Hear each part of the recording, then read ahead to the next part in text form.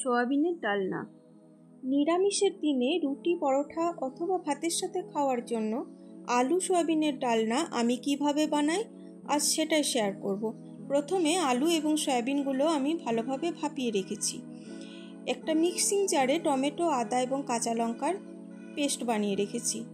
তারপরে কড়াইয়ে সর্ষের তেল দিয়ে সয়াবিনগুলো দিয়ে একটু হলুদ এবং লবণ দিয়ে নাড়াচাড়া করে নিলাম।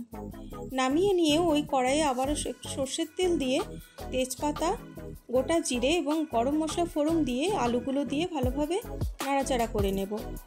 এর মধ্যে দিয়ে দেব জলে গুলে নিয়ে একটুখানি হিং। যেহেতু এটা নিরামিষ রান্না তাই একটু হিং দিলে বেশ ভালো লাগে। তারপর দিয়ে দিলাম জিরে গুঁড়ো, ধনে গুঁড়ো, হলুদ গুঁড়ো এবং শুকনো লঙ্কার গুঁড়ো। তারপর এর মধ্যে দিয়ে দিলাম যে পেস্টটা আমি বানিয়ে রেখেছিলাম আর লবণ দিয়ে নাড়াচাড়া করে নেব। ঢাকা দিয়ে ভালোভাবে এটাকে কষিয়ে নেব। এটা যত ভালোভাবে কষানো হবে এই আলু সয়াবিনে ডালনার টেস্ট তত ভালো হয়। তারপর এর মধ্যে দিয়ে দেব গরম জল। তারপর নাড়াচাড়া করে নিয়ে এর মধ্যে দিয়ে দিলাম একটু চিনি আর 1.5 চামচ কারি মশলা।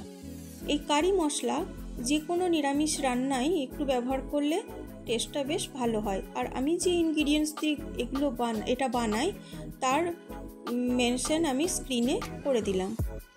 তারপর ঢাকা দিয়ে কিছুক্ষণ ফুটিয়ে নিয়ে একটু বাটার দিয়ে প্লেট আউট করে নিলাম।